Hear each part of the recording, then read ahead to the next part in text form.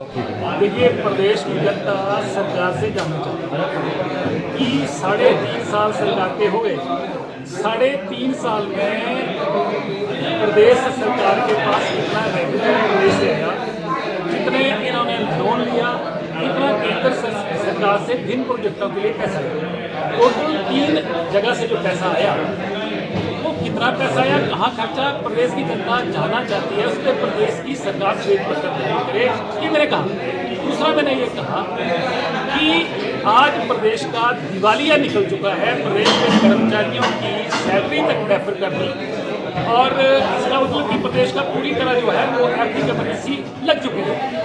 दूसरा मैंने ये कहा कि मुख्यमंत्री और प्रदेश के मंत्री आपस में सलाह मशवरा करते हैं।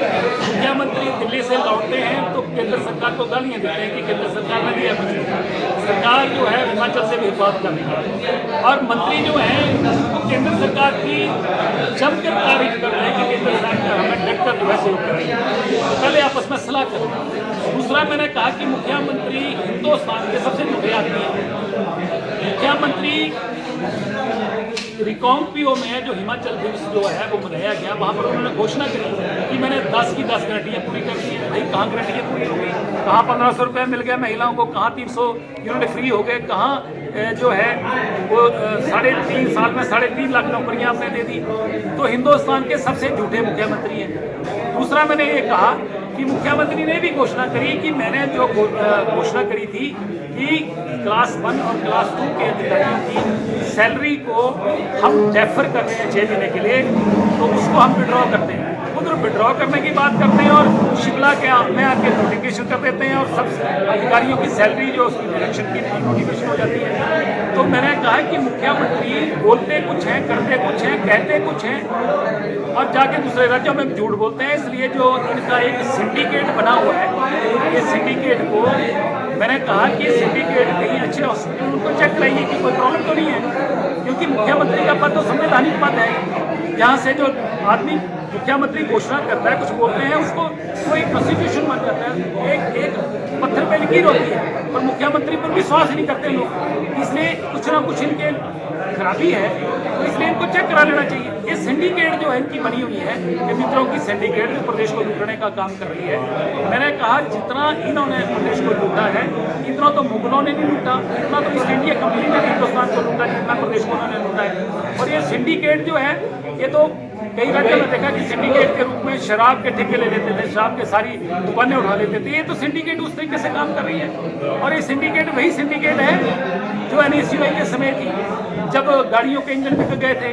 NSU उसके बाद यूथ कांग्रेस में भी रही, यूथ कांग्रेस के बाद ये प्रदेश कांग्रेस कमेटी की में भी रही और किस तरीके से 50-50 हज़ार में सेक्रेटरियों की नोटिफिकेशन होती थी, चिट्ठी निकल जाती थी, तो किस तरीके से आरोप लगते रहे। और टेली कम्युनिकेशन के समय जो स्कैम हुआ था उसमें भाई यही तो सिंडिकेट थी जो काम कर रही थी और कई लोगों को सलाखों के पीछे भी सैर करना पड़ी थी, कितने वहाँ पर घोटाले हुए थे और कितने चर्चा में रहे थे।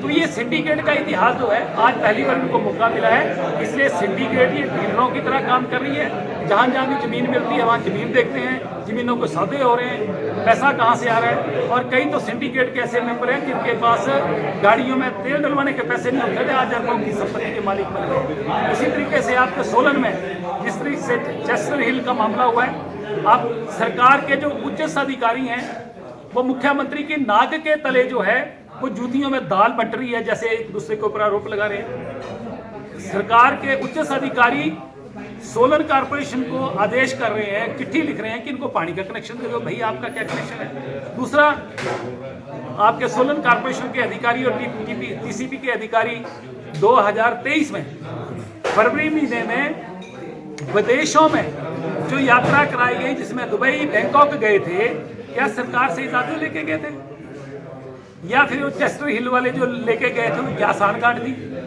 तो इसी तरीके से ये सरकार जो है पूरी तरह भ्रष्टाचार में लिखते हैं। मुख्यमंत्री ने जो मित्र अपने कैबिनेट रैंक बांटे थे, जैसे रेबड़ियां बांटते हैं उस तरीके से बांटे थे, उनको 3.5 साल बाद विड्रॉ करने की बात कही कि कैबिनेट रैंक वापस। हमने पूछा कि कैबिनेट रैंक की आपने नोटिफिकेशन कर दी, विड्रॉ कर ली, क्या आपने सुख सुविधाएं विड्रॉ कर ली?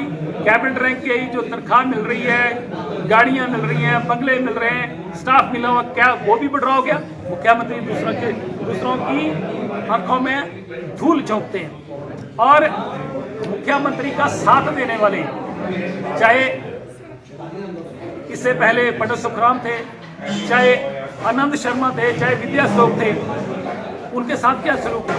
और अभी भी कैबिनेट में जो मंत्री हैं या विधायक हैं, उनका हसर क्या है जिन्होंने मुख्यमंत्री की कुर्सी तक पहुंचाने के लिए इनका साथ दिया। इसलिए कोई इनके ऊपर विश्वास नहीं कर रहा है। प्रदेश को उन्होंने पूरी तरह तबाह कर दिया है। प्रदेश का खजाना पूरी तरह खत्म हो गया है। पहली दफा हुआ है कि प्रदेश के खजाने पे सरकार का ताला लगा। हिंदुस्तान में ऐसा कभी नहीं हुआ। इसलिए आर्थिक इमरजेंसी जो है हिमाचल प्रदेश में लग चुकी है। सरकारी कर्मचारियों की कटौती होना शुरू हो गई है और प्रदेश के ठेकेदार दर दर की ठोकरें खा रहे हैं। जो तो कमीशन सेट कर लेते हैं उनकी तो पेमेंट हो जाती है, या इनके चहेते हैं उनकी पेमेंट हो जाती है। बाकी के 10,000 करोड़ रुपए मिले प्रदेश की सरकार को, इनका ठेकेदारों को देनदारी। इससे बड़ा दिवालिया प्रदेश का क्या निकालना उन्होंने।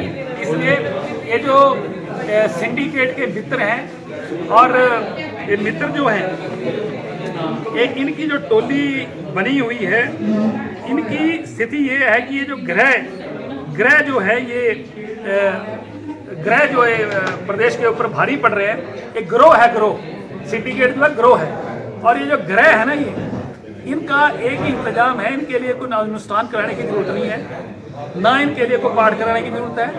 लोग इंतजार कर रहे हैं कि कब वो दिन आए ताकि ये जो ग्रह सिंडिकेट के रूप में हिमाचल प्रदेश पर बैठ गया है, इससे इनका छुटकारा हो सके।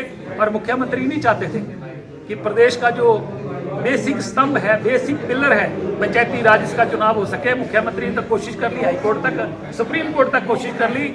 88 लोगों की एडवोकेट जनरल के ऑफिस में फौज है, इंटेलिजेंट लोग भरे हैं वहां पर उन पे मुख्यमंत्री को विश्वास नहीं है। बाहर से करोड़ों रुपए दे के बाहर के वकीलों को बुला के प्रदेश के खजाने को जो है मुख्यमंत्री लुटा रहे हैं, और बाहर से वकील बुला के प्रदेश के खजाने से पैसा जो है दे के उनको केस लड़े जाते हैं और मैक्सिमम केस सरकार हार रही है। प्रदेश का सत्यानाश कर दिया है, ये मैं कहना चाहता हूँ।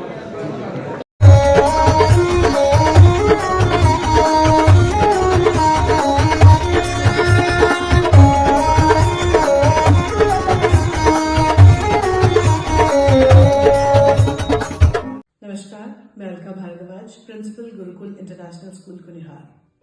गुरुकुल हमेशा से मानता है कि हर बच्चा स्पेशल है और उसमें सीखने की अनलिमिटेड पॉसिबिलिटीज हैं। हमारे पास डेडिकेटेड स्टाफ है जो कि बच्चों को सिर्फ बुकिश नॉलेज ही नहीं देते, बल्कि उनके ओवरऑल डेवलपमेंट पे काम करते हैं और मॉडर्न एजुकेशन टेक्नोलॉजीज के साथ बच्चों को पढ़ाते हुए उन्हें संस्कार भी देते हैं। मैं आपको बताना चाहूंगी कि नेक्स्ट सेशन के लिए एडमिशन शुरू हो चुकी है, जिसमें कि इस बार हम ग्रेड नर्सरी से ग्रेड 1 तक नई एडमिशन पे एडमिशन फीस नहीं ले रहे हैं और ग्रेड 2 से ग्रेड 10 तक एडमिशन फीस पर 50% की छूट है। ये आपके बच्चे के लिए एक बहुत ही सुनहरा अवसर है। मैं आपसे रिक्वेस्ट करूंगी कि आप आए और एक बार जरूर गुरुकुल इंटरनेशनल स्कूल कुनिहार को विजिट करें। धन्यवाद।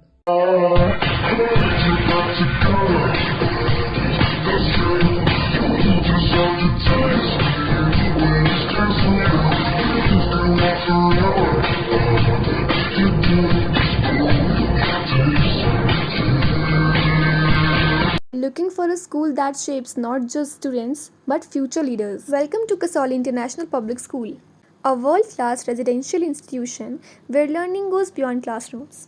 With a strong academic foundation, an advanced curriculum, and excellence in sports and co-curricular activities, we focus on complete development. Nutritious food, a safe boarding environment, and experienced teachers living on campus ensure constant care, discipline, and guidance. Enroll your child at Kasoli International Public School today. Admissions are now open.